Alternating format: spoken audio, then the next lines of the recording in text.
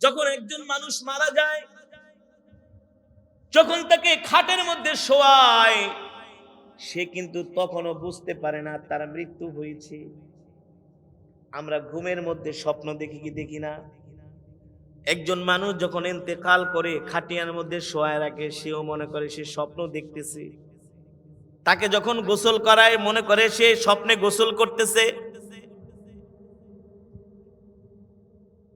মনে হয় মৃত্যুর সময় কষ্ট হয়েছে, ঠিক হয়ে যাবে, শরীর ব্যথা। ঘুমের মধ্যে আমাদের অনেক সময় শরীর মনে হয় না ব্যথা লাগে, ঘুম থেকে উঠলে শরীর সবকিছু ঠিক হয়ে যাবে, কিন্তু না না না, যখন তাকে গোসল করায়া খাটিয়ার মধ্যে শোয়ায়া জানাজা পড়ানোর জন্য নিয়ে যায়, তখন সে বুঝতে পারে সে আর এই দুনিয়ার জমিনে নাই।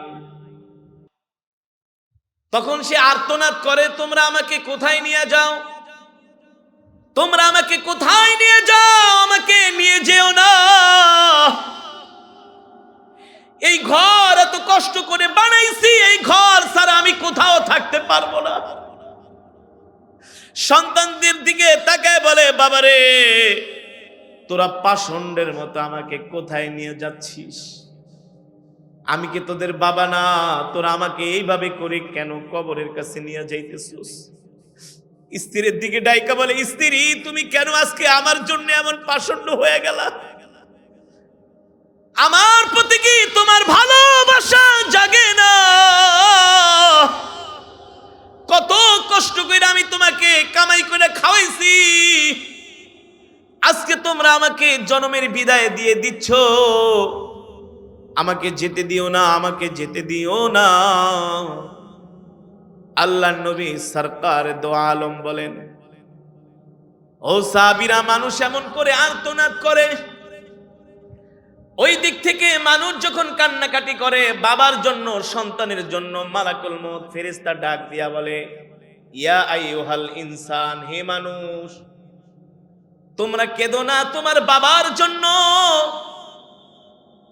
তোমার বাবার জন্য আল্লাহ তাআলার পক্ষ থেকে যতটুকুন রিজিক নির্ধারিত করা হয়েছিল ততটুকুন রিজিক সে খেয়ে ফেলেছে। এখন আর অবশিষ্ট কোনো রিজিক তার এই দুনিয়ার জমিনে আর। তোমার বাবার যতদিন হায়াত আল্লাহ তাআলা রেখেছিল তার হায়াতের জিন্দেগি শেষ, এখন আর তার হায়াতের জিন্দেগি নাই। সাহাবায়ে কেরাম শুনে আশ্চর্য হয়ে বলেন, ওগো আল্লাহর নবী, তাহলে আমরা এই কথাগুলো কেন শুনি না? সরকার দো আলম বলেন, তোমরা যদি এই কথাগুলো শুনতা, যে ইন্তেকাল করেছে তাকে বাদ দিয়া তোমরা সব ইবাদত করার জন্য জঙ্গলে চলে যাইতা, তোমাদের দিয়া আর দুনিয়াদারি হইতো না। ঠিক কিনা বলেন? মৃত্যু থেকে কেউ বাঁচতে পারে না, আমরাও বাঁচতে পারবো না। ঠিক কিনা বলেন? আল্লাহ এই কথাও কোরআনের মধ্যে বলে দিয়েছেন। যুবক বাবা ভাই বোন, আমি বানায় বানায় বলছি না, আল্লাহ জানেন কোন মানুষই মরতে চায় না। মরতে চায়? যে আইসিইউতে শুয়ে আছে তাকে যা জিজ্ঞেস করেন, ভাই আপনি কি মরতে চান? বলবে না না, আমাকে এই সুন্দর পৃথিবীটা দেখার জন্য আর একটা বার সুযোগ করে দাও, আমার ট্রিটমেন্টটা ভালো করে করো। মানুষ যদি জানতো মৃত্যু থেকে বাঁচার যদি কোনো কৌশল মানুষের জানা থাকতো, কোনো সুযোগ যদি থাকতো, তাহলে মানুষ সেই পন্থাই অবলম্বন করত। কোনো মানুষ এই পৃথিবী ছেড়ে চলে যেতে চায় না। ঠিক কিনা বলে? বিশেষ করে যারা পাপিষ্ঠ তারা, আর যারা নেককার তারা বলে আল্লাহ নেক হায়াত দেন, কারণ হাদিস শরীফের মধ্যে মৃত্যু কামনা করা নিষেধ। আল্লাহর নবী নিষেধ করেছেন। রাহমাতুল লিল আলামিন বলছেন, তোমরা আল্লাহর কাছে বেশি বেশি করে নেক হায়াত কামনা করো, যাতে করে লম্বা হায়াত পায়া তোমরা বেশি বেশি আমল করতে পারো। ঠিক কিনা বলি? আল্লাহ কোরআনের মধ্যে বলছেন, কুল ইন্নাল মাউতাল্লাযী তাফিরুনা মিনহু ফাইন্নাহু মুলাকীকুম সুম্মা তুরাদ্দুনা ইলা আলিমিল গায়বি ওয়াশ শাহাদা। ইলা আলিমিল গায়বি ওয়াশ শাহাদাতি ফায়ুনাব্বিউকুম বিমা কুনতুম তা'মালুন। আল্লাহ রাব্বুল আলামিন বলেন, নবী দুনিয়ার মানুষদেরকে বলে দেন, তারা মৃত্যু থেকে যতই পলায়ন করার চেষ্টা করুক না কেন, তারা মৃত্যু থেকে বাঁচতে পারবে না। ঠিক কিনা বলেন? আপনার মৃত্যু লেখা যদি থাকে 40,000 ফিট উপরে, আপনার মৃত্যু যদি লেখা থাকে 40,000 ফিট উপরে, আপনি যদি বিমানের মধ্যে থাকেন, রকেটের মধ্যে থাকেন, সেখানেই আজরাইল যায় আপনাকে হানা দিবে। ঠিক কিনা বলেন? আজরাইল যেতে পারে কি পারে না? জোরে বলুন, পারে কি পারে না? আল্লাহ তাআলা আজরাইলকে শুধু নির্দেশ দিবে, যাও যাও। শুধু 40,000 ফিট উপরে না, 1,00,000 কিলোমিটার উপরে যদি থাকে, আল্লাহ তাআলা নির্দেশ দেওয়া মাত্র আজরাইল সেখানেই চলে যাবে। ঠিক কিনা বলেন? হাদিস শরীফের মধ্যে এসেছে, একজন মানুষ যখন মারা যায় 40 দিন আগে আজরাইল এসে তার কানে কানে বলে যায়। কয়দিন আগে? 40 দিন আগে আজরাইল এসে তার কানে কানে বলে যায়, তোর কিন্তু সময় শেষ, তোমার বাকি আছে আর 40 দিন, সাবধান সাবধান, ভালো হয়ে যাও, বেশি বেশি করে তওবা করো, ইস্তেগফার করো, আল্লাহর কাছে ক্ষমা চাও, গুনার দিকে যেও না। এই কথা যখন মালাকুল মউত 40 দিন আগে তার কানে কানে বলে যায়, দেখবেন একজন মানুষ মারা যাওয়ার 40 দিন আগে তার মধ্যে একটা পরিবর্তন চলে আসে। বিশ্বাস করুন না? চট্টগ্রামের এক ছেলে চিটাগাং ইউনিভার্সিটিতে পড়ে। আমি প্রতি বছর চট্টগ্রামের আন্দর কিল্লায় কেরাত মাহফিলে যাই, আন্তর্জাতিক কেরাত মাহফিল, 10টা দেশ থেকে কারি সাহেব আসে, আমার অসম্ভব ভক্ত। আমি যখন এই বয়ানটা করলাম, ছেলে আমার এই বয়ানটা শুনে আমাকে ফোন করছে, বলে হুজুর বিশ্বাস করেন, আপনি মৃত্যু নিয়ে একটা আলোচনা করছেন, যেই সিমটম গুলো আপনি বয়ানের মধ্যে বলছেন, আমার মা ইন্তেকাল করছে, সবগুলো আমার মায়ের সাথে মিলে গেছে। আমি বলছি, ভাই এই কথা তো আমার না, আল্লাহর নবী 1450 বছর আগে বলে গেছে। 40 দিন আগে আজরাইল এসে কানে কানে বইলা যায়, সাবধান হয়ে যা, গুনাহ করিস না। এই কথা বলার পরে ওই তার মধ্যে একটা পরিবর্তন চলে আসে, পরিবর্তন চলে আসে, খাওয়া দাওয়া কোনো কিছুই তার কাছে আর ভালো লাগে না। মাঝে মাঝে অসুস্থ হয়ে যায়, স্ত্রীর কাছে, সন্তানের কাছে যায় বলে, রে ভাই বাবা আমার ভাল লাগে না, আমি রেস্ট করি। কারণ দুনিয়া আস্তে আস্তে করে তাকে ছেড়ে দিচ্ছে। ঠিক কিনা বলেন? কিন্তু ইদা জা আজালুহুম লা ইস্তাখিরুনা সাআতা ওয়া লা ইস্তাকদিমুন। আল্লাহ কোরআনের মধ্যে বলছে, বান্দারে আমি আল্লাহ তোমার যতটুকু হায়াত নির্ধারিত করছি, 1 সেকেন্ড আগেও মরবা না, 1 সেকেন্ড পরেও মরবা না। আল্লাহু আকবার। Just time. এই কারণে দেখবেন কারো মৃত্যু হয় রাত 5টা 10 মিনিটে, কারো মৃত্যু হয় রাত 3টা 1 মিনিটে, কারো মৃত্যু হয় রাত দুপুর 2টা বাজে, দুপুর 3টা বাজে, 1টা বাজে, হয় কি হয় না। কারণ কি, দুপুর বেলা তো খাওয়ার সময়, 12টা বাজে 1টা বাজে কেন মৃত্যু হয়? দুপুরের খাওয়াটা খেয়েও তো মরতে পারতো। আগে কেন চলে গেল, পরে কেন চলে গেল? চলে যাওয়ার কারণ হলো আল্লাহ তাআলা তার মৃত্যুর সময়টাকে নির্ধারণ করে রেখেছেন। আমার মৃত্যুর সময় নির্ধারণ, যুবক তোমার মৃত্যুর সময় নির্ধারণ, বাবা আপনার মৃত্যুর সময় নির্ধারণ, ও মা আপনার মৃত্যুর সময় নির্ধারণ, বোন আপনার মৃত্যুর সময় নির্ধারণ। আল্লাহ কোরআনের মধ্যে সে কথাই বলছেন, 1 মিনিট আগেও না, 1 মিনিট পরেও না, আমি আল্লাহ যখন তোমাদের মৃত্যু নির্ধারণ করব, যে সময়, সেই সময় মালাকুল মউত তোমার সামনে এসে হাজির হয়ে যাবে। ঠিক কিনা বলেন? সম্মানিত হাজিরিন, আবার আজরাইল ৩৯ দিনের মাথায় আইসা বলে তোমার সময় আছে আর ৩৯ দিন। এইভাবে করে একদিন যায়, আবার প্রতিদিন আজরাইল একবার একবার করে তার কাছে আসে। আর আস্তে আস্তে তার মধ্যে একটা পরিবর্তন চলে আসে। খাবারে মজা পায় না, দুনিয়ার কোনো কাজ কারবারে মজা পায় না, কারণ দুনিয়া তাকে ছেড়ে দিয়েছে। তার টিকিট চলে আসে, আর সে থাকতে পারবে না। মানুষ যখন বিদেশ যায় ১ মাস ২ মাস আগে টিকিট কাটে, আর তার মধ্যে একটা প্রস্তুতি, ঠিক কিনা বলেন? ঠিক যখন মালাকুল মউত এসে তার কানে কানে বইলা যায় তোমার সময় আর বাকি নাই, সে নিজে নিজে একটা প্রস্তুতি নেয়। নামাজ পড়ে, মসজিদে যায়, মানুষের সাথে অল্প অল্প কম কম কথা বলে, একা একা শুয়া থাকে। খাওয়া দাওয়া মজা লাগে না। স্ত্রীকে একটু পরপর ডাইকা বলে তুমি আমার কাছে বসো, আমার যেন কেমন লাগে, ভালো লাগে না, ঠিক কিনা বলেন? সন্তানের কথা বারবার জিজ্ঞেস করে, স্ত্রীর কথা বারবার জিজ্ঞেস করে, কারণ কি তার সময় আর বেশি দিন। সম্মানিত হাজিরিন, আল্লাহর পেয়ারা বান্দারা, দিন যেতে যেতে যেতে যেতে যখন তার মাত্র ৩ দিন বাকি থাকে, কয়দিন? ৩ দিন বাকি থাকা অবস্থায় আজরাইল তার কাছে দিনে ৩ বার আসে। আইসা বলে আল্লাহর কাছে ক্ষমা চাও, আল্লাহর কাছে মাপ চাও, আল্লাহর নিকট ক্ষমা চাও, আল্লাহর কাছে মাপ চাও, তোমার সময় আর বেশি দিন নাই, আর মাত্র ৩ দিন বাকি আছে।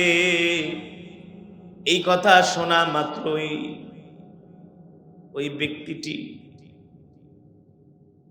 আর সহ্য করতে পারে না। আস্তে আস্তে করে তার শরীর দুর্বল হয়ে যায়, খাওয়া দাওয়া আস্তে আস্তে করে একেবারেই কমে যায়।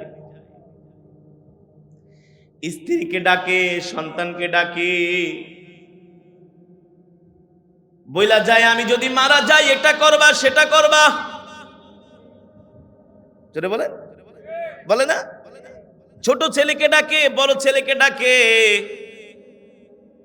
আপনি আমি বুঝতে পারি না, বুঝতে পারবো না, কিন্তু যার ইন্তেকাল হবে সে ঠিকই বুঝে। সেই কথাই আল্লাহ তাআলা কোরআনে কারীমের মধ্যে বলছেন, কুল ইন্নাল মাউতাল্লাযী তাফিররুনা মিনহু ফাইন্নাহু মুলাকীকুম সুম্মা তুরাদ্দুনা ইলা আলিমিল গায়বি ওয়াশ শাহাদা। তোমরা মৃত্যু থেকে যতই পলায়ন করার চেষ্টা করো না কেন, মৃত্যু থেকে তোমরা বাঁচতে পারবা না। মৃত্যু তোমাদের সাথে মোলাকাত করবেই করবে। মৃত্যু তোমাদেরকে ছাড়বে না। যখন একেবারে তার মৃত্যুর সময় চলে আসে, যদি নেককার হয় বইলা দেয় আমি কিন্তু মরে যাব, আমার সময় বেশি নাই। যেমন সরকারে দো আলম, ইমামুল আম্বিয়া, সাইয়্যিদুল মুরসালিন, খাতামুন নবীন, নবী আযম, নবী আকরাম, আপনার আমার কলিজার টুকরা বিশ্ব নবী রাহমাতুল লিল আলামিন, যখন তার ইন্তেকাল হয়ে যাবে, ইন্তেকালের কিছু পূর্ব মুহূর্তে আল্লাহর নবী মিসওয়াক নিয়ে দাঁড়ায় গেছেন। আর জোরে বলেন সুবহানাল্লাহ। আল্লাহর নবী মিসওয়াক নিয়ে দাঁড়ায় গেছেন। আল্লাহর নবী মিসওয়াক করছেন, সুন্দর করে মিসওয়াক করছেন, কারণ মালাকুল মউত আল্লাহর নবীর সাথে সাক্ষাৎ করবে। আল্লাহু আকবার।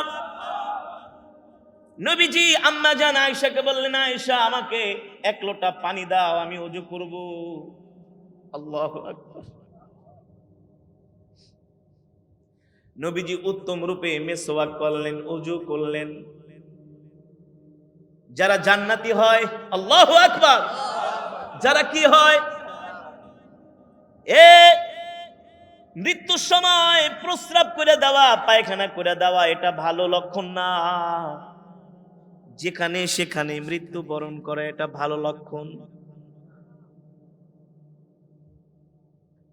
আকস্মিক মৃত্যু বরণ করাও এটা ভালো লক্ষণ। যারা জান্নাতি মৃত্যুর আগে তারা মৃত্যুর জন্য তৈয়ার হয়ে যায়। আর তুমি আমি তৈয়ার হব কিভাবে? আমাদের পেটের মধ্যে যে যাচ্ছে 24 আওয়ার্স হারাম খাওয়া, হারাম হারাম জিনিস আমরা ভক্ষণ করতেছি, প্রস্তুতি কিভাবে নিব জানি তো না।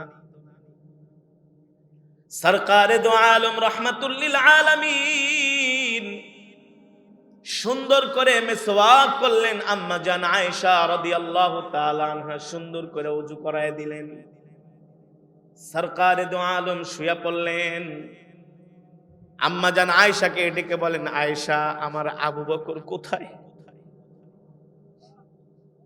হাবিবি আবু বকর, আইনা আবু বকর, আমার আবু বকর কোথায়? আমার আবু বকর কোথায়? কারণ সাইয়েদনা সিদ্দিক আকবর ছিলেন আমার নবীর সবচেয়ে কাছের, ঠিক কিনা বলেন? কেমন কাছের ছিলেন? বয়সে আমার নবীর থেকে সিদ্দিক আকবরের বয়স বেশি ছিল। নবীকে এত ভালোবাসছে।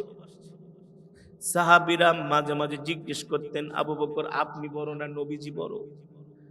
কি বলেন কি বলেন, আল্লাহর নবী বড়, কিন্তু দুজন ছিলেন শ্বশুর আর জামাই। কারে আল্লাহর নবী বড়, কিন্তু আমি নবীজির একটু আগে দুনিয়াতে আসছি। কি ভালোবাসা, কি আদব! ইন্তেকালের সময় আল্লাহর নবী বলে, আয়েশা, আইনা আবু বকর, হাবিবি আবু বকর, আমার আবু বকর কোথায়? হযরত আবু বকর শুনে দৌড়ায়া নবীজির কাছে চলে আসে। নবীজি আবু বকর সিদ্দিক রাদিয়াল্লাহু তাআলা আনহুকে জড়ায় ধরছেন আর বলছেন, আবু বকর, আমি তো এই দুনিয়া ছেড়ে চলে যাব। এই কথা শোনার পরে সিদ্দিক আকবর আমার নবীর কপাল মোবারকে 3টা চুমু খাইলেন। কয়টা? জোরে বলেন, কয়টা? পাশে আমার কলিজার টুকরা নবীজির স্ত্রী আমাদের আম্মা জানেরা বৈশা আছে। আম্মা জানরা বৈশা বৈশা দেখতেছি রহমাতুল লিল আলামিন দুনিয়া ছেড়ে চলে যাবে। কিছুক্ষণ পরে সরকারে দো আলম হযরত ফাতেমাকে ডেকে বললেন, তালহিনা ইয়া ফাতেমা, দরজাটা খুলে দাও ফাতেমা। হযরত ফাতেমা রাদিয়াল্লাহু তাআলা আনহা দরজাটা খুলে দিলেন। দরজার সামনে একজন লোক দণ্ডায়মান দাঁড়ানো। ফাতেমা ওই লোককে দেখা ঘরে চলে আইসা বললেন, আব্বা জান, দরজার সামনে আমাদের কে যেন দাঁড়ায় আছে। সরকারে দো আলম বললেন, মা, ভিতরে ঢুকতে দাও, ভিতরে আসতে বলো। হযরত ফাতেমা বললেন, আব্বা জান, ভিতরে আসতে বলবো? আপনার দরবারে যত মানুষ আজ পর্যন্ত আসছে আমি ফাতেমা চিনি, কিন্তু এখন যিনি দরজার পাশে দাঁড়ানো তার চেহারা আমি জীবনে কোনোদিন দেখি নাই। সরকারে দো আলম বুঝে গেছেন। সরকারে দো আলম বলেন, ফাতেমা, তুমি তাকে কিভাবে চিনবা? তুমি তো কোনোদিন তাকে দেখো নাই। সে হলো মালাকুল মউত। আল্লাহ, সে হলো মালাকুল মউত। এই কথা শোনার পরে হযরত ফাতেমা অঝোর ধারায় কাঁদতেছেন। সরকার দো আলম ডাক দিয়া বলেন, ইয়া ফাতিমা, লিমা তাবকি? এ ফাতেমা, তুমি কেন কান্না করো? হযরত ফাতেমা বলে, আব্বা জান, মালাকুল মউত দরজার সামনে দণ্ডায়মান, একটু পরে আপনার ইন্তেকাল হয়ে যাবে। কলিজার টুকরা বাবাকে হারায়া ফেলবো, আমি ফাতেমা সহ্য করতে পারি না। সরকারে দো আলম বললেন, ফাতেমা, মালাকুল মউতকে আমার ঘরের মধ্যে আসতে দাও। মালাকুল মউত এসে, আজরাইল এসে আমার নবীকে সালাম দিলেন। আল্লাহু আকবার। আর বললেন, ওগো আল্লাহর পয়গম্বর, আল্লাহ তাআলার পক্ষ থেকে আপনাকে সালাম জানানো হয়েছে। আল্লাহ তাআলা আমাকে অর্ডার দিয়েছেন, এই কথা বইলা পাঠাইছেন। পৃথিবীর জমিনে আল্লাহ তাআলা কারো ব্যাপারে, কোনো পয়গম্বরের ব্যাপারে এই কথা বলে নাই। একমাত্র আমার নবীর সম্বন্ধে, আমার নবীর ইজ্জতে সম্মানে আজরাইলকে শুধুমাত্র অনলি ওয়ান একটা কথা বলছে। আর জোরে বলেন সুবহানাল্লাহ। কি কথা? কি কথা? আজরাইল এসে বলেন, আল্লাহ তাআলার পক্ষ থেকে আপনাকে সালাম জানানো হয়েছে, আল্লাহ আপনার সাথে সাক্ষাৎ করতে চায়। আর জোরে বলেন আল্লাহু আকবার। আল্লাহ আপনার সাথে কি করতে চায়? ঠিক সাহাবায়ে কেরাম আল্লাহর নবীর মজমায় মালাকুল মউত বলে, ওগো আল্লাহর নবী, আল্লাহ আপনার সাথে সাক্ষাৎ করতে চান। আপনি যদি চান আমি মালাকুল মউত আপনার জান কবজ করব, আর না চাইলে খালি হাতে ফিরে যাব। আপনার ইখতিয়ার, আপনার ইচ্ছা। আপনি যদি অনুমতি দেন জান কবজ করব, আপনি অনুমতি না দিলে আমার কোনো ক্ষমতা নাই। সুবহানাল্লাহ বলেন।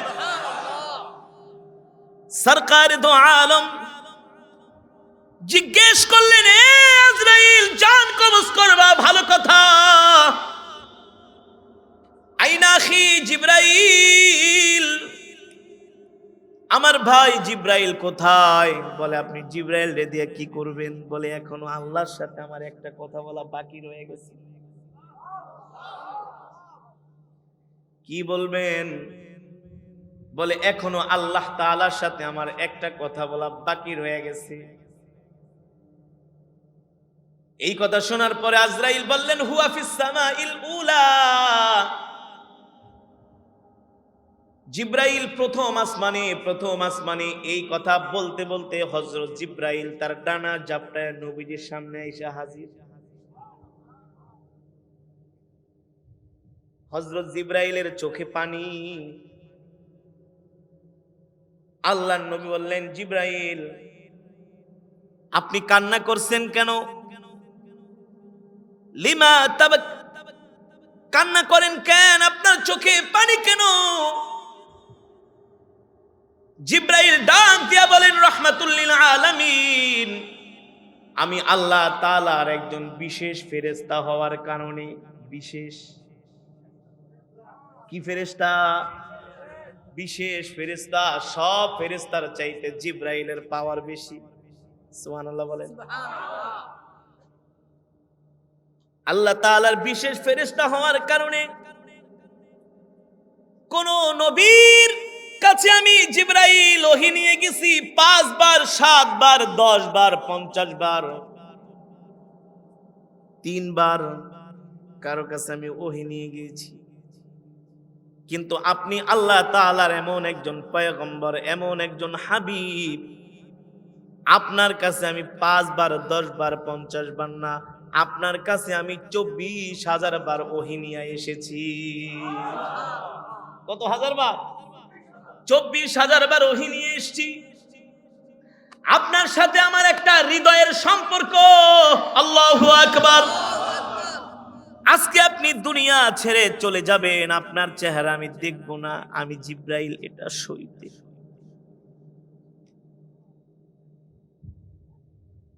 সরকারে দো আলম বলে, এ আজরাইল, এ জিব্রাইল, আমার চোখের পানি, তুমি তোমার চোখের পানি তো আমি সইতে পারি না ভাই জিব্রাইল।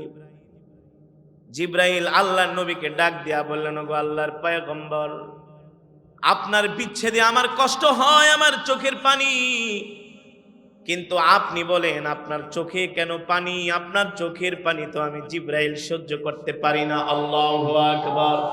জোরে বলেন আল্লাহু আকবার।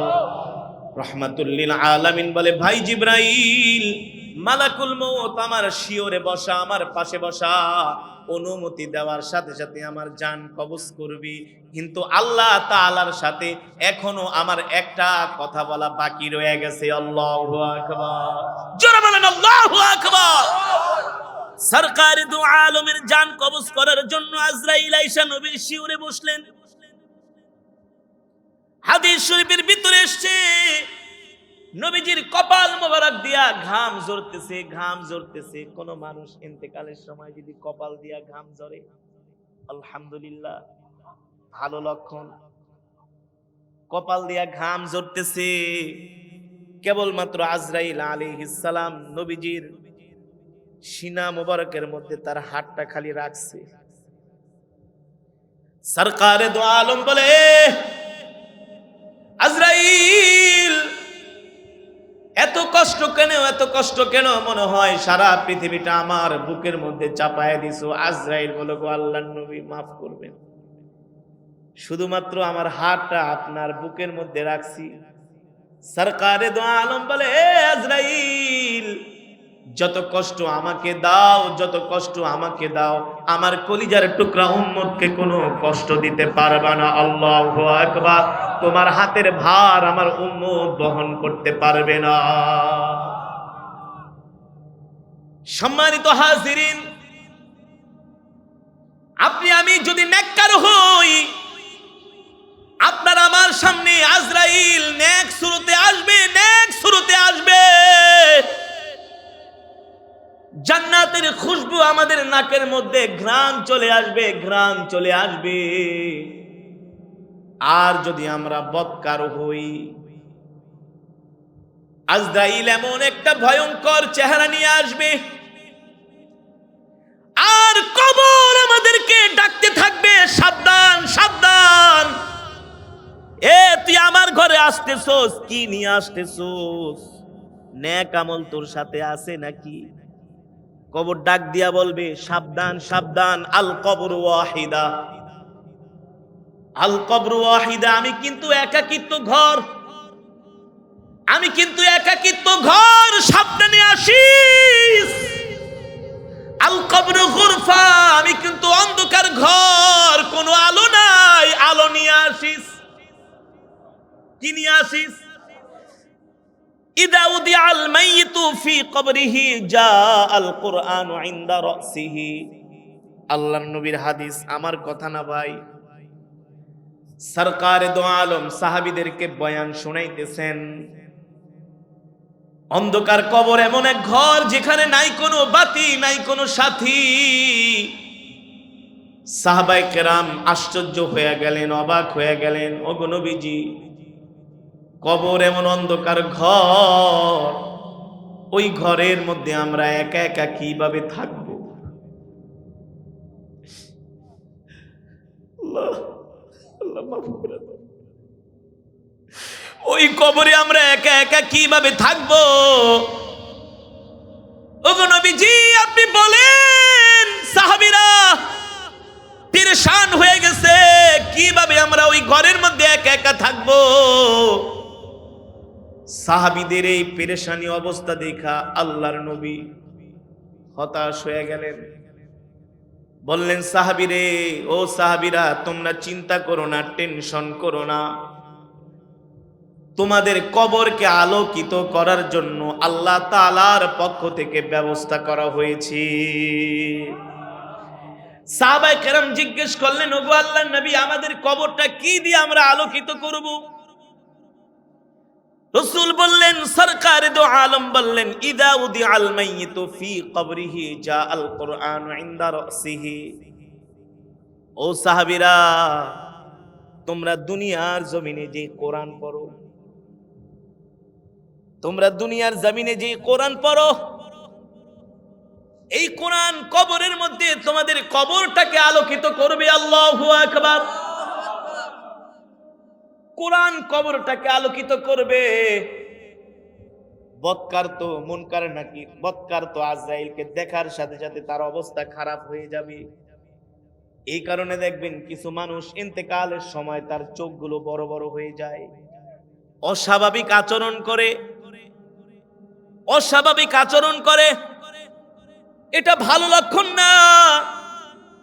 আর যারা জান্নাতি, ইন্তেকালের আগেই তারা বইলা যায়, আমার সময় কিন্তু শেষ, তো না, আমার দায় দাবি ছেড়ে দিস।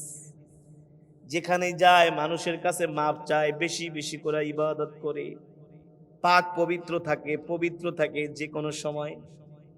হ্যাঁ, আমরা একজন উস্তাদের কাছে পড়তাম, অনেক বড় বুজুর্গ, আল্লাহু আকবার, 40 বছর কোরআনের খেদমত করেছেন। হুজুর ইন্তেকালের আগে 40 দিন আগে থেকে, 1 মাস আগে থেকে হুজুর দাড়ি মোজ কাইটা রেডি হয়ে থাকতেন।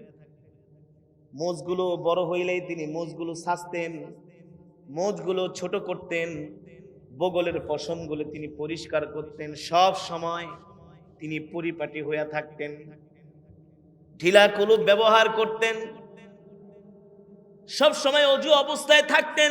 কারণ কোন সময় মালাকুল মউত চলে আসে। আল্লাহু আকবার। সন্তানদেরকে, স্ত্রীদেরকে বলে গেছে, শোনো শোনো, অমুক দিন এই টাইমে আমি কিন্তু এই দুনিয়া ছেড়ে চলে যাব। ঠিক টাইম টু টাইম মিলে গেছে, টাইম টু টাইম মিলে গেছে। সরকারে দো আলম সাহাবায়ে কেরামদেরকে ডেকে বলছেন, ও সাহাবীরা, তোমরা পেরেশান হইও না, আমি আল্লাহর নবী বলে গেলাম, ইন্তেকালের আগে আল্লাহ তাআলা তোমাদেরকে জান্নাত দেখাবে। আল্লাহু আকবার, জোরে বলেন আল্লাহু আকবার। যখন একজন মানুষ মারা যায়, যখন তাকে খাটের মধ্যে শোয়ায়, সে কিন্তু তখনও বুঝতে পারে না তার মৃত্যু হয়েছে। আমরা ঘুমের মধ্যে স্বপ্ন দেখি কি দেখি না? একজন মানুষ যখন ইন্তেকাল করে খাটিয়ার মধ্যে শোয়ায় রাখে, সেও মনে করে সে স্বপ্ন দেখতেছে। তাকে যখন গোসল করায়, মনে করে সে স্বপ্নে গোসল করতেছে। মনে হয় মৃত্যুর সময় কষ্ট হয়েছে, ঠিক হয়ে যাবে, শরীর ব্যথা। ঘুমের মধ্যে আমাদের অনেক সময় শরীর মনে হয় না ব্যথা লাগে, ঘুম থেকে উঠলেই শরীর সবকিছু ঠিক হয়ে যাবে। কিন্তু না না না, যখন তাকে গোসল করায়া খাটিয়ার মধ্যে শোয়ায়া জানাজা পড়ানোর জন্য নিয়ে যায়, তখন সে বুঝতে পারে সে আর এই দুনিয়ার জমিনে নাই। তখন সে আর্তনাদ করে, তোমরা আমাকে কোথায় নিয়ে যাও, তোমরা আমাকে কোথায় নিয়ে যাও, আমাকে নিয়ে যেও না। এই ঘর এত কষ্ট করে বানাইছি, এই ঘর ছাড়া আমি কোথাও থাকতে পারবো না। সন্তানদের দিকে তাকায় বলে, বাবারে, তোরা পাষণ্ডের মতো আমাকে কোথায় নিয়ে যাচ্ছিস? আমি কি তোদের বাবা না? তোরা আমাকে এইভাবে করে কেন কবরের কাছে নিয়ে যাইতেছিস? স্ত্রীর দিকে ডাইকা বলে, স্ত্রী, তুমি কেন আজকে আমার জন্য এমন পাষণ্ড হয়ে গেলা? আমার প্রতি কি তোমার ভালোবাসা জাগে না? কত কষ্ট করে আমি তোমাকে কামাই করে খাওয়াইছি, আজকে তোমরা আমাকে জন্মের বিদায় দিয়ে দিচ্ছ। আমাকে যেতে দিও না, আমাকে যেতে দিও না। আল্লাহর নবী সরকার দো আলম বলেন, ও সাহাবীরা, মানুষ এমন করে আর্তনাদ করে।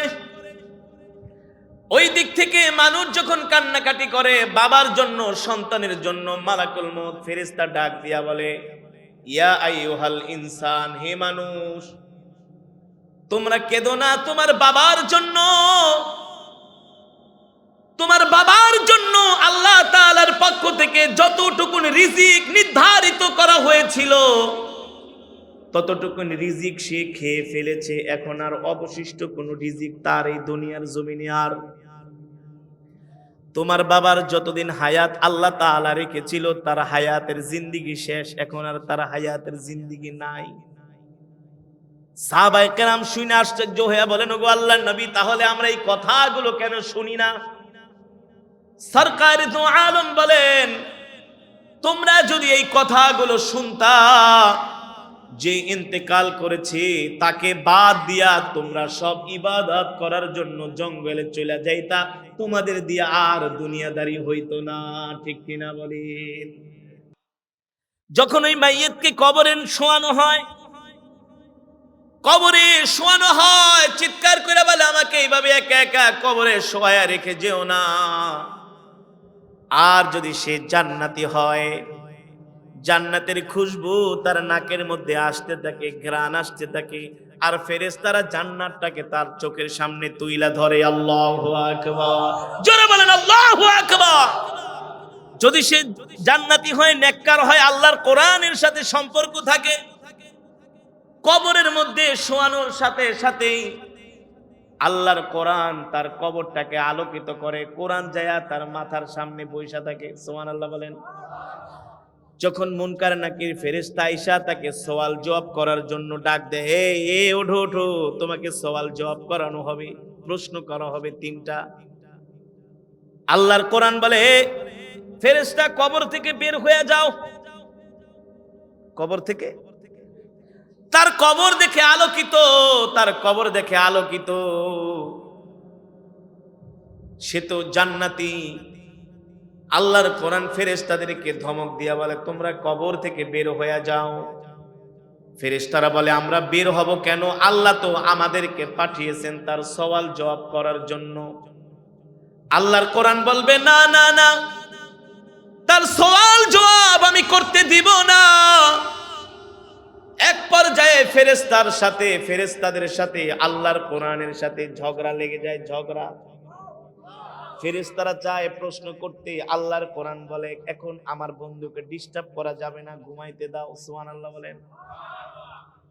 শেষ পর্যায়ে যখন ফেরেশতারা রাগ হয়ে বলে, কে আপনি, কি আপনার পরিচয়, আমাদের কাজে বাধা দিচ্ছেন? আল্লাহর কোরআন বলে, আমি জানি তোমাদের ক্ষমতা আছে, পাওয়ার আছে, তোমরা আল্লাহ তাআলার এক বিশেষ দল ফেরেশতা, তোমাদের কাজ হলো প্রশ্ন করা, সওয়াল করা। কিন্তু শোনো শোনো, আমি কোরআন আমার এই বন্ধুকে এখন আর প্রশ্ন করতে দিব না। সে দুনিয়াতে অনেক কষ্ট করছে, এই কোরআনের জন্য মার খাইছে, জেল খাটছে, রক্ত ঝরাইছে, রিমান্ডে ছিল, ঠিক কিনা বলেন? হক কথাগুলো, কোরআনের কথাগুলো বলছে, আল্লাহ ছাড়া কাউকে ভয় করে নাই। দুনিয়াতে অনেক কষ্ট কইরা আসছে, আর কষ্ট করতে দিব না। তার কষ্টের দিন শেষ, এখন তার সুখের দিন। ফেরেশতারা বলবে, ঠিক আছে, সওয়াল জবাব না কইরা চলে যাব, তবে আপনার পরিচয়টা একটু দেন। আল্লাহর কোরআন বলবে, তোমরা হলো আল্লাহর বিশেষ প্রতিনিধি ফেরেশতা, আর আমি হলাম স্বয়ং আল্লাহর জবানের কালাম। আমি হলাম আল্লাহর জবানের কালাম। ইসলাম এসেছে উত্তাল তরঙ্গমালা পাড়ি দিয়ে। ইসলাম প্রতিষ্ঠা হয়েছে আল্লাহর নবীর রক্তের মাধ্যমে। আমরা তো মুসলমান এখন অলস হয়ে গেছি। কি হয়ে গেছি? অলস হয়ে গেছি। আমরা মুসলমান ইবাদত করতে চাই না, আলসামি করি, নরম বিছনায় ঘুমাইলে আর উঠতে চাই না, ঠিক কিনা বলেন? আর হযরত সাহাবায়ে কেরাম দিন নাই রাত নাই, আল্লাহর নবী যখনই দাওয়াত দিয়েছেন, ডাক দিয়েছেন, জিহাদের ময়দানে ডাল আর তরবারিটা নিয়ে চলে গেছে। এখনো ঘা শুকায় নাই। কি শুকায় নাই? নবীজি ডাক দিয়েছেন, এখন জিহাদে যেতে হবে। সকালে আসছে, দুপুরে কেবল খায়া ঘুমাইছে, নবীজি ডাক দিয়েছে, আবার যেতে হবে, আবার চলে গেছে। আল্লাহু আকবার, আল্লাহু আকবার। সেই সাহাবাওয়ালা ঈমান আমাদের থাকতে হবে, ঠিক কিনা বলেন? ওয়াদা করেছেন, শেষ মোনাজাত দিয়া বাড়িতে যাইবেন, দেখবো আপনাকে ঈমানের পাওয়ার কত, ধৈর্য কত। কি এটা? কিসের মজমা? কোরআনের মজমা। এটা জান্নাতের বাগান। এখানে যতক্ষণ বসবেন, রাসূলের হাদিস, আল্লাহর অগণিত রহমতের ফেরেশতারা আমাদের জন্য দোয়া করতে থাকবে। আল্লাহ ফেরেশতারা বলবে, আল্লাহুম্মা গফির ওয়ারহাম, আল্লাহ তোমার এই বান্দাদেরকে মাফ করে দাও। তারপরে আবার পড়া হয়েছে আল্লাহর কোরআন, এক খতম করে কোরআন শরীফের সওয়াব। এখানে যদি 1000 মানুষ থাকেন, 1000 খতমে কোরআনের সওয়াব হয়েছে। আল্লাহ দোয়া কেন কবুল করবে না? ইনশাআল্লাহ। আমি মুসাফির, সারা বাংলাদেশ সফর করি, পৃথিবীর অনেক দেশ এই কোরআনুল কারীমের তেলাওয়াত শুনে অনেক অমুসলিমরা মুসলমান হয়ে গিয়েছে। ওই দিন কুয়েত থেকে ফোন করেছে, কুষ্টিয়ার এক লোক, বলে, হুজুর, আমার কিছু কলিগ আছে, তারা আমার সাথে কাজ করে ফ্যাক্টরিতে, ওরা হচ্ছে খ্রিস্টান, বলে ওদেরকে, ওই খ্রিস্টানদের বাড়ি হচ্ছে আলজেরিয়া, যে আমি ওদেরকে শুধু তেলাওয়াত শুনেছি মোবাইলে। মাত্র 1 মাস তেলাওয়াত শোনানোর পরে 7 জন খ্রিস্টান মুসলমান হয়ে গেছে। আরে কোরআনুল কারীমের তেলাওয়াতই তো বয়ান, কোরআনুল কারীমের তেলাওয়াতই নসিহা। আল্লাহর নবীর জবানে কোরআনুল কারীমের তেলাওয়াত শুনে কাফের মুসলমান হয়ে গিয়েছে, ঠিক করে বলেন? সাহাবীদের জবানে কোরআনুল কারীমের তেলাওয়াত শুনে কাফের মুসলমান হয়ে গেছে। আলহামদুলিল্লাহ, বর্তমান জামানায় যারা আছেন তাদের জবানের তেলাওয়াত বয়ান শুনে কাফের মুসলমান হয়ে যাচ্ছে। এটা তো কোরআনের মুজিজা, ঠিক কিনা বলেন? সম্মানিত হাজিরিন, আল্লাহ তাআলা এই কোরআন আমাদেরকে কেন দিলেন? যাতে করে আমরা সহজে জান্নাতে যেতে পারি। যুবক মুসলমান, তুমি যদি সহজে জান্নাতে যেতে চাও যুবক বন্ধু, আল্লাহর কোরআন ছাড়া আমাদের দ্বিতীয় কোনো পথ নাই। কারণ এই পৃথিবীতে এখন আছি, 1 সেকেন্ড পরে 2 সেকেন্ড পরে কি হবে এটা আমরা কেউ জানি না। জানেন কে? আল্লাহ। জোরে বলেন আল্লাহ। মৃত্যু কখন চলে আসে আমরা কেউ জানি না। মৃত্যুর জন্য আমাদেরকে তৈয়ার থাকতে হবে, প্রস্তুতি নিতে হবে। বিশ্বাস করেন, আল্লাহর কসম করে বলি, এই কোরআনের মাজমায় বসে, এই চেয়ারে বসে মাঝে মাঝে ভাত খাইতে বসি, চিন্তা করি এই সময় যদি মরণটা চলে আসে। গাড়িতে যাচ্ছি, এখন যদি মরণ চলে আসে, আল্লাহ আল্লাহ, কখন মরণ চলে আসে আমরা কেউ বলতে পারি? আজরাইল কি আমাদেরকে চিঠি দিয়ে আসবে, ফোন করে আসবে, সময় দিবে? আমি যখন ওমরায় ছিলাম ওই সময় নিউজ পেয়েছি যে সৌদি আরবে 40 কিলোমিটার লম্বা একটা স্বর্ণের পাহাড় পাওয়া গিয়েছে, পুরাটা স্বর্ণে ভর্তি। নবী সাল্লাল্লাহু আলাইহি ওয়াসাল্লাম বলছেন কিয়ামতের আগে ফোরাত নদীর পানি শুকিয়ে যাবে। ফোরাত নদীর পানি শুকাতে শুকাতে আর মনে হয় 8-10 হাত পানি আছে। রাসূলের হাদিস, নবীজি বলছেন শেষ জামানায় থাকার জায়গা। এই যে আমি মঞ্চে বসে আপনাদেরকে তেলাওয়াত শুনাইলাম, ইন্দোনেশিয়ার একজন কারি সাহেব তেলাওয়াত করতেছে, করতে করতে তিনি ইন্তেকাল করছেন। সে তো কত কিছু প্ল্যান করেছিল, তার তেলাওয়াত শেষ হবে, বাড়িতে যাবে, বউ বাচ্চাকে সময় দিবে, ফ্যামিলিকে সময় দিবে, ঠিক না? কিন্তু সে কি জেনেছে যে এই চেয়ারে বসাই তার জীবনের? আজকে এসে শুনলাম এই মসজিদের যিনি অনেক বড় বেশি খেদমত করেছেন, একজন মুরব্বী নাকি শুক্রবারে মারা গেছে। হ্যাঁ, সে কি জানতো মসজিদে এসে মারা যাবে? আল্লাহর একটা বাহিনী, আর এই কোরআন হলো আল্লাহর জবানের কথা, বাণী, কালাম, কথা। তো কোরআন বড় নাকি ফেরেশতারা বড়? জোরে বলেন। কোরআন বলে যাও, গেট আউট, আমি আল্লাহর কোরআন, যাও, এখন আর কোনো প্রশ্ন করা যাবে না, ঘুমাইতে দাও। যখন ফেরেশতারা চলে যাবে, ওই নেককার বান্দা ঘুম থেকে উঠা আল্লাহর কোরআনকে জিজ্ঞেস করবে, দোস্ত কে আপনি? আমার কবরটাকে আলোকিত করে রেখেছেন। সুবহানাল্লাহ বলেন। আল্লাহর কোরআন বলবে, দোস্ত আপনি ঘুমান, চিন্তা করবেন না, আমি হলাম স্বয়ং আল্লাহর জবানের কালাম। যতক্ষণ পর্যন্ত আমি কোরআন আপনাকে আল্লাহর জান্নাতে পৌঁছে না দিব, ততক্ষণ পর্যন্ত আমি কোরআন আপনাকে ছেড়ে যাব না। ইন্না লিল্লাহি আহলিনা মিনান নাস কিলা মান হুম ইয়া রাসূলুল্লাহ আহলুল কুরআন হুম আহলুল্লাহ। সরকারে দো আলম বলেন, ও সাহাবীরা, এই দুনিয়ার জমিনে আল্লাহর কিছু পরিবারভুক্ত বান্দা আছে। সাহাবায়ে কেরাম জিজ্ঞেস করলেন, ওগো আল্লাহর নবী, এই দুনিয়ার জমিনে কে আল্লাহর পরিবারভুক্ত বান্দা? কাদের এত সৌভাগ্য, কাদের এত কপাল ভালো?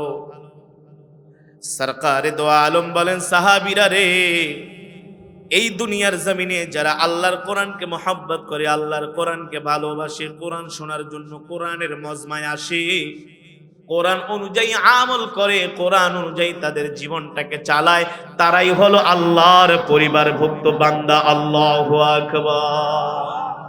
আল্লাহর বান্দারা, নবীজি বলছেন তারাই হলো আল্লাহর পরিবারভুক্ত বান্দা। সুতরাং আপনারা কোরআনের মজমায় আসছেন, জান্নাতের বাগানে আসছেন, ঠিক কিনা বলেন? খুশি নাকি বেজার? শুধু কোরআনটাকে সহি করে তেলাওয়াতটা শিখেন, কোরআন অনুযায়ী আমল করেন। কি করেন?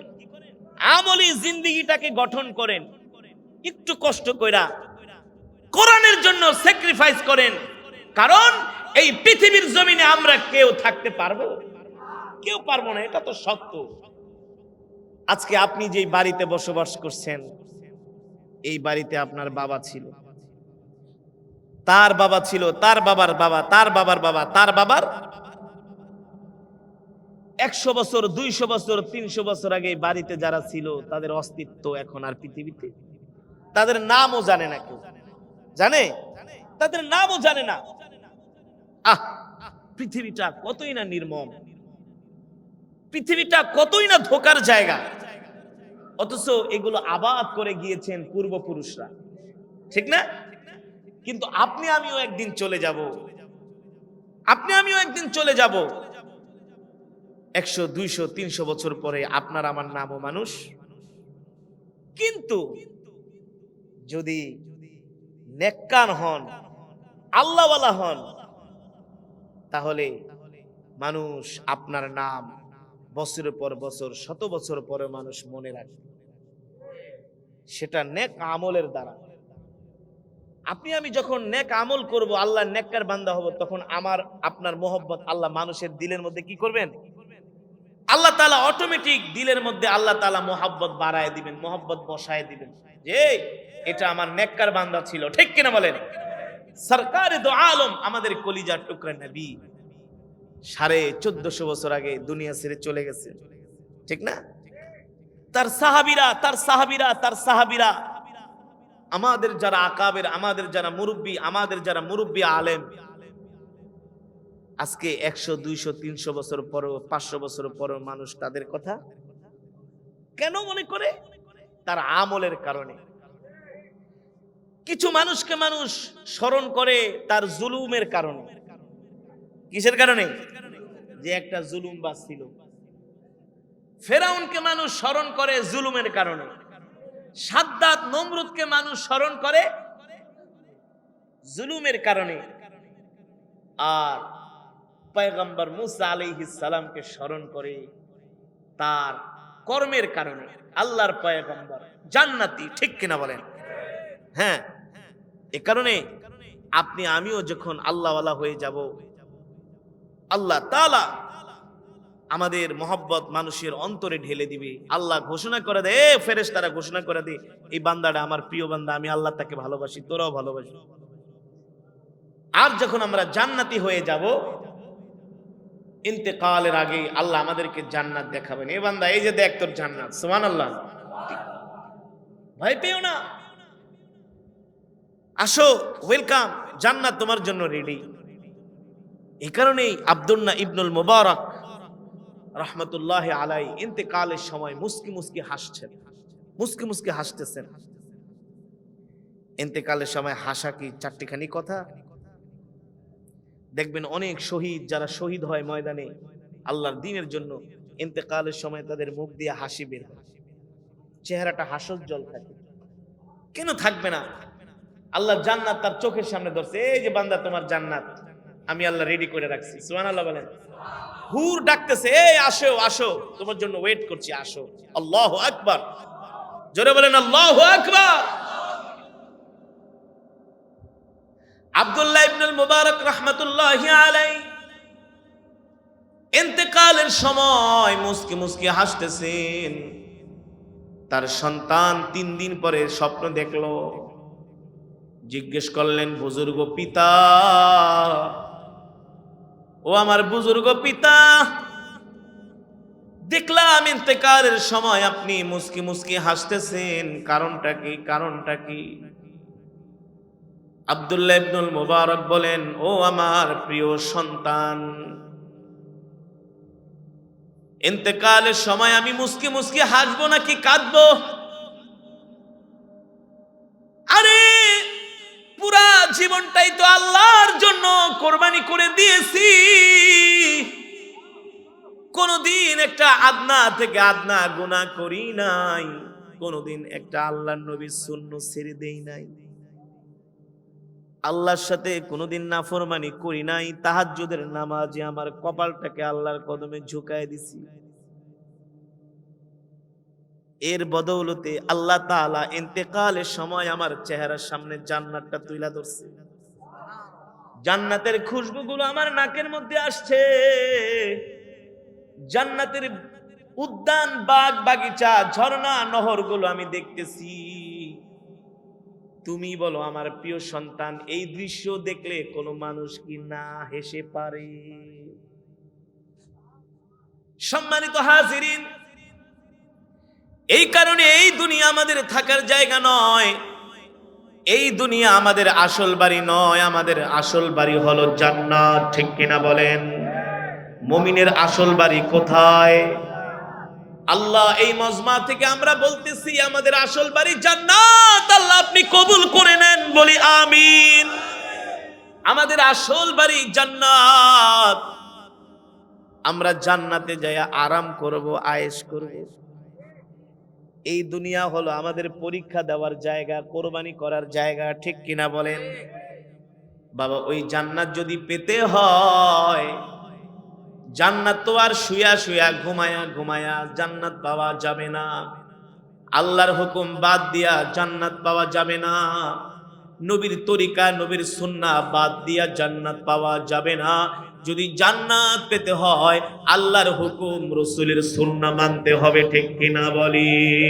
ঠিক কিনা বলেন? এই কারণে বেশি বেশি অধিক পরিমাণে মৃত্যুর কথা স্মরণ করতে হবে।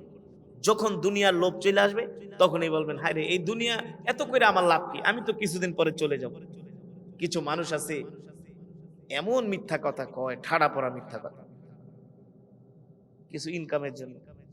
হ্যাঁ, একটা মানুষকে একটা পচা জিনিস ধরায় দেয় মিথ্যা কথা কয়া। হ্যাঁ, একদিন মাছ কিনতে গেলাম, দেখি মাছ নিচ দিয়া মানে পয়সা ফাইটা গেছে, ওটারে নিচে রাখছে। ওটার উপর আবার কি করছে, আর একটা মাছ দিয়া স্টেট কার্ড বলে দেন যে হুজুর মাছ কিছু ভালো আছে, কিছু খারাপ আছে। কয় টাকা আর ইনকাম করবেন? এটা তো সামান্য একটা মাছের উদাহরণ দিলাম। মানুষ এই দুনিয়ার জন্য হাজার হাজার কোটি টাকা মিছা কথা কয়।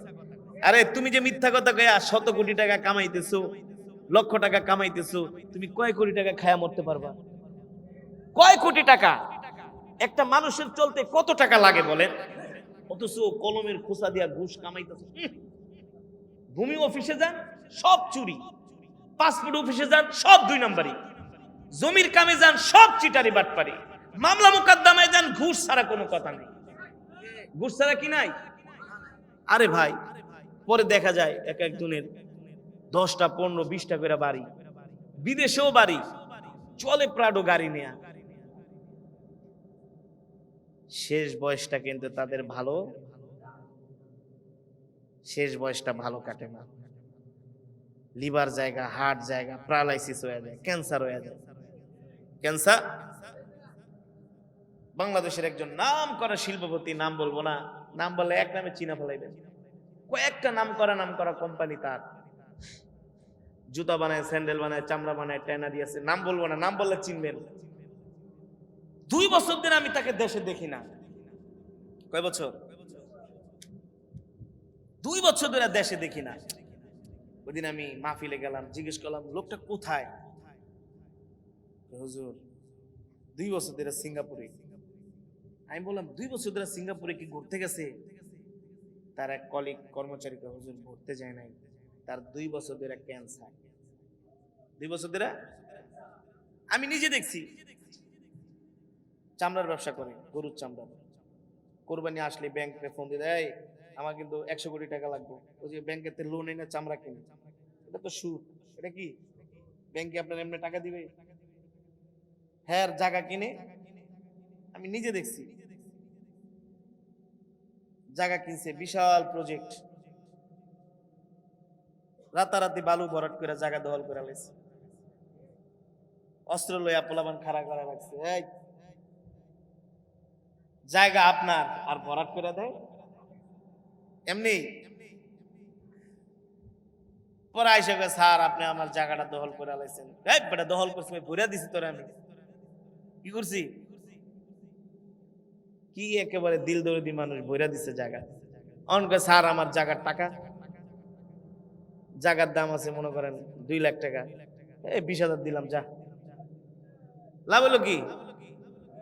2 বছর ধরে হসপিটালের বেডে কাতরাইতেছেন, ক্যান্সার হয়ে গেছে। এটা তো দুনিয়ার সাজা। পরে মইরা দেখেন আসল মাইর তো রয়েই গেছে। এই সমাজে এমন কিছু মানুষ আছে কি আছে না, হালাল হারামের কোন তোয়াক্কা, মিথ্যা কথা কয়, মিথ্যা কথা। কি জবাব দিবেন আল্লাহর কাছে? মরতে হবে না? হ্যাঁ, ইন্তেকালের সময় আজরাইল সাইজ করে দিবে, বহুত জ্বালাইছস মানুষ রে, তোর সময় শেষ, তোর সময় একেবারে আইসা ধরবো আজরাইল, জানডারে টেনে টেনে বাই করবো। হাদিস শরীফে আসছে, বৎকার আজরাইলের দেখার সাথে সাথে তার রূহটা ভয়ে আঙ্গুলে চিপায় পালাইতে আসে, এই পায়ের আঙ্গুলের মাথায় চলে আসে। আজরাইল পিটায় পিটায় ওটারে বাইর করে রূহটাকে। এই কারণে দেখবেন মানুষ ইন্তেকালের সময় অনেক সময় তার হাত একেবারে অবশ হয়ে যায়, ঠান্ডাও হয়ে যায়। আর যারা জান্নাতি তারা অত হাই হুতাশ করে না। আজরাইল বলে, তোর আজকে খবর আছে, মানুষের সাথে অনেক মিথ্যা কথা বলছিস, অনেক কষ্ট দিছিস। এই কারণে ভাই, আজকের মাহফিল থেকে আপনাদের হাতে ধরি, পায়ে পড়ি, এই সমস্ত মিথ্যা কথা, মানুষকে ঠকানো, ধোকাবাজি করার অভ্যাস যদি কারোর মধ্যে থাইকা থাকে, আজকের মাহফিলের পর থেকে ছেড়ে দিতে হবে। আজকের মাহফিলের পর থেকে কি করতে হবে?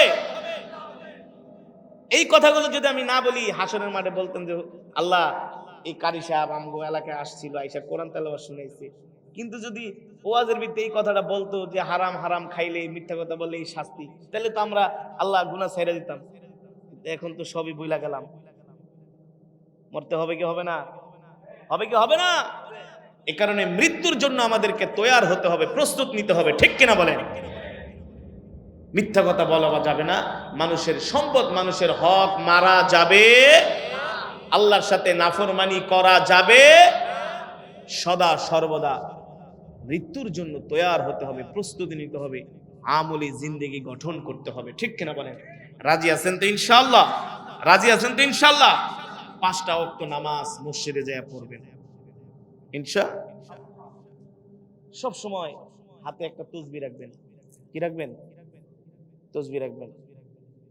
ওই খাওয়ার সময় বয়া বয়া বাংলা সিনেমা দেখেন না, মিয়া বয়স হয়ে গেছে, দাড়ি পেকে গেছে, ওখানে দোকানে যায় সিনেমা দেখে, এখনো মোবাইলে সিনেমা দেখে, নাটক দেখে। আপনি সিনেমার নাটক দেখে কি করবেন? আপনার বয়স তো 50 পার হয়ে গেছে, আপনি এখন অচল, আপনার একটু জিগাইবেন।